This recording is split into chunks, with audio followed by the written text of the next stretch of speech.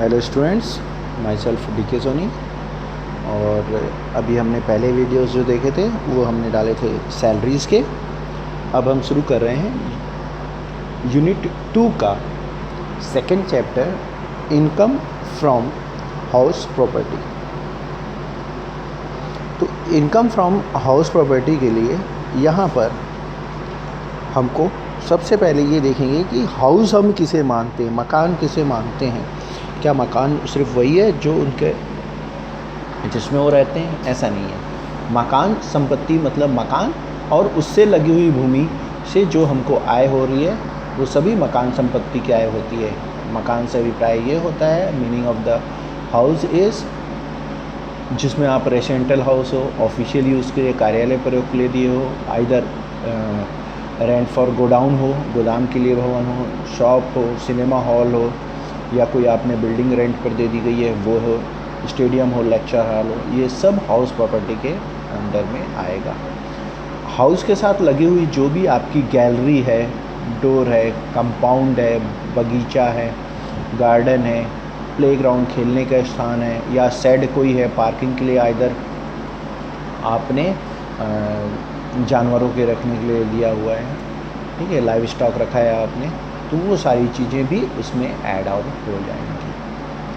अब कई बार ऐसा होता है कि किसी मकान के लिए किस व्यक्ति को स्वामी माना जाएगा? Who is the owner of the house? The owner of the house जिसके नाम से रजिस्टर्ड हो या फिर जो उसमें रह रहा हो। बहुत सिंपली वे में बता दे रहा हूँ, जिसके नाम से रजिस्टर्ड हो और रजिस्टर्ड के बाद या उसमें जो रह रहा हो, कोई भी विवादित होगा उसमें डीम्ड ओनरशिप मानी जाएगी अंडर सेक्शन 27 में, कि वो मकान जिसके कब्जे में होगा वही उसका टैक्स पे करने का अधिकारी होगा, उसकी रिस्पॉन्सिबिलिटी होगी वो टैक्स पे करे।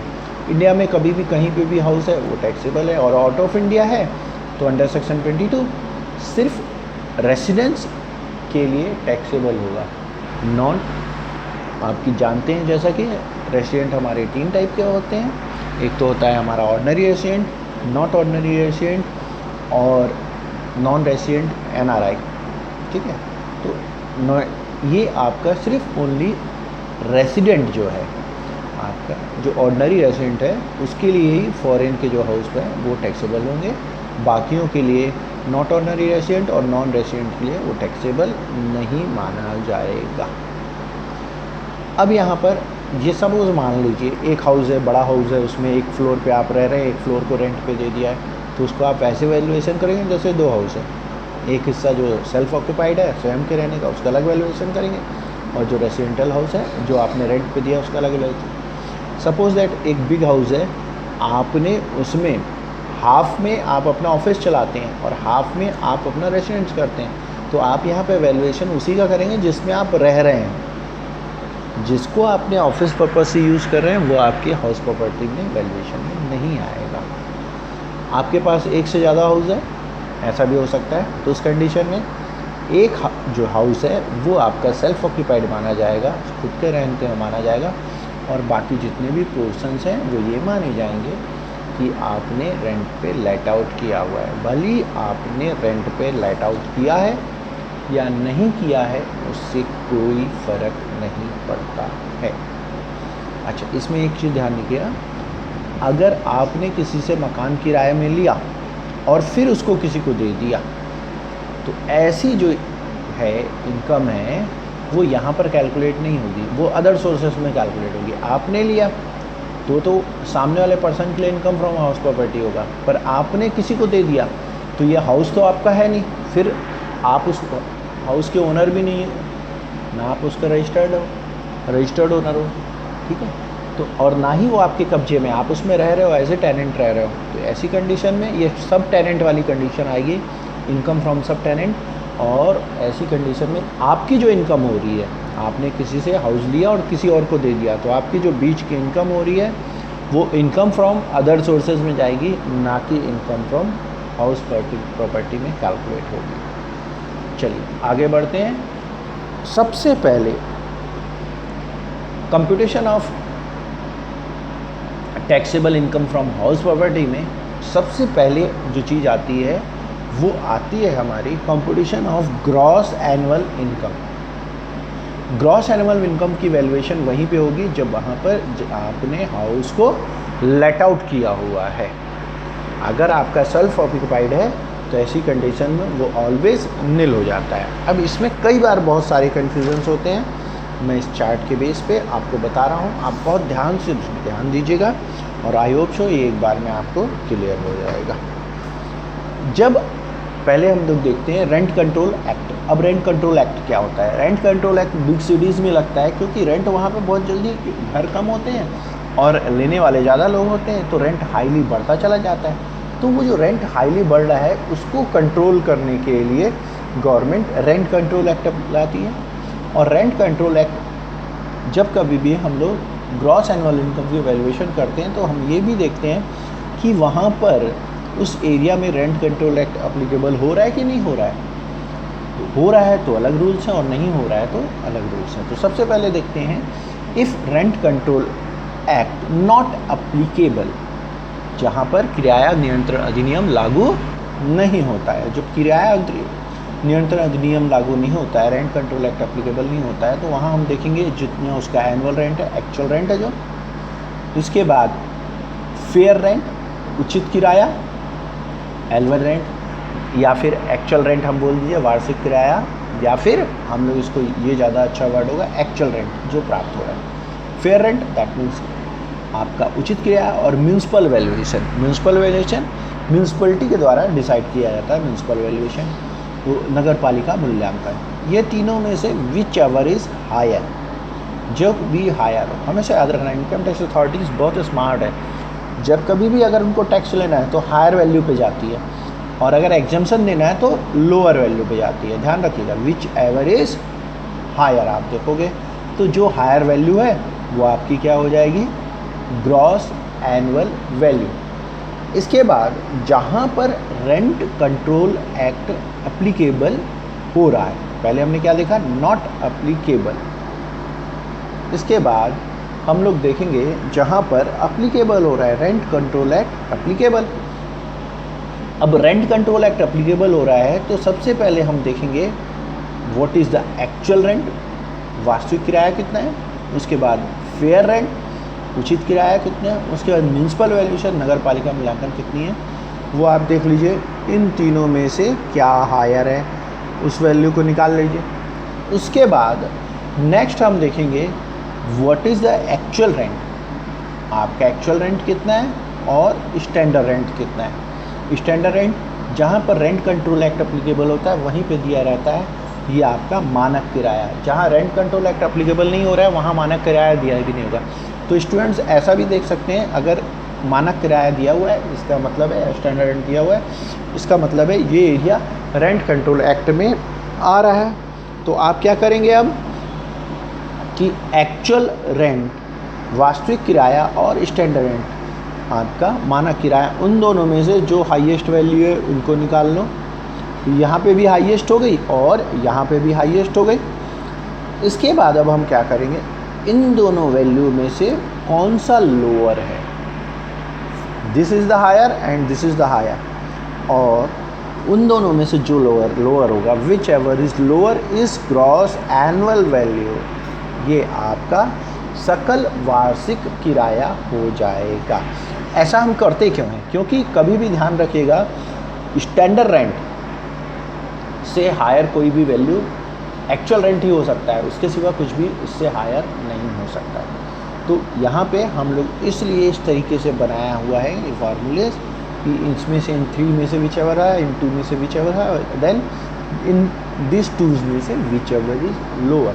तो आपको ग्रॉस एनुअल वैल्यू की फाइंड आउट हो जाएगा। सबसे ज़्यादा इम्पॉर्टेंट यहाँ पे यही होता है कि आपको gross annual value find out करनी है।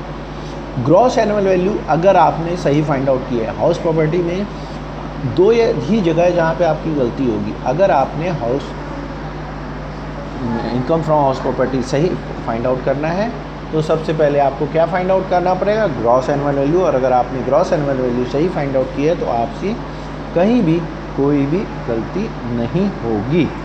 इसके बाद आगे बढ़ते हैं कि ग्रॉस एनुअल वैल्यू के बाद अब हमको क्या देखना है कि computation of taxable income from house property, जो आपने रेंटेड हाउस है उसकी वैल्यूएशन आप किस तरह से करोगे। तो रेंटेड हाउस के लिए सबसे पहले आप क्या कीजिए, ग्रॉस एनुअल वैल्यू लीजिए। ग्रॉस एनुअल वैल्यू मतलब सकल वार्षिक किराया जो लास्ट में हमने देखा, उसमें से म्यूनसिपल टैक्स आप ले लीजिए। Municipal tax paid by owner, अगर ओनर ने पेड किया है तभी आएगा पहली चीज़। अगर ओनर को छोड़ के कोई और पेड करता है तो भी नहीं आएगा। अगर पेड नहीं है, अनपेड है, तो भी नहीं आएगा। तो मतलब एक लाइन में इस चीज़ को क्लियर रखिएगा, paid by owner. Gross annual value वार्षिक किराया, सकल वार्षिक किराया, उसमें से नगर पालिका कर पेड बाय ओनर। ये ध्यान देना की ज़रूरत नहीं कितना पेड किया, इस साल का, अगले साल का, आने वाले साल का, पिछले 5 साल का, बिल्कुल ध्यान मत दीजिए, जितना है उतना ले लीजिए। आ गई आपकी एनुअल वैल्यू, जिसको हम लोग हिंदी में कहते हैं वार्षिक किराया। इसमें से डिडक्शन अंडर सेक्शन 24 के लीजिए। डिडक्शन अंडर सेक्शन 24 में सबसे पहली डिडक्शन आ जाएगी रिपेयर एंड कलेक्शन चार्जेस। आपका मरम्मत व संग्रह व्यय, ये 30% of annual value. Annual value जितनी होगी उसका 30% होगा। अगर माइनस है तो नहीं होगा, जितनी होगी उसका 30% आप ले लीजिए। ये आ गया आपकी। इसके बाद सेकंड एक डिडक्शन होती है इंटरेस्ट ऑन लोन की। इंटरेस्ट ऑन लोन की डिडक्शन आपको ये देखना है कि interest on loan construction period का और प्रीवियस ईयर का।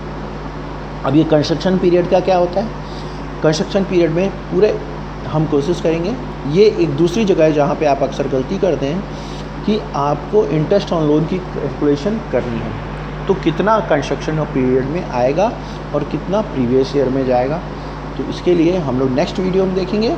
अभी आप इतना सा देख लीजिए कि कंस्ट्रक्शन पीरियड का में 1/5 ऑफ द कंस्ट्रक्शन पीरियड, जिस दिन आपका कंस्ट्रक्शन कंप्लीट होता है उसके अगले 5 साल तक हम उसका इंटरेस्ट लेते रहते हैं। तो 1/5 ऑफ द कंस्ट्रक्शन पीरियड, इसीलिए 5 इक्वल ईयर्स में डिस्ट्रीब्यूट किया जाता है, इसलिए 1/5 है।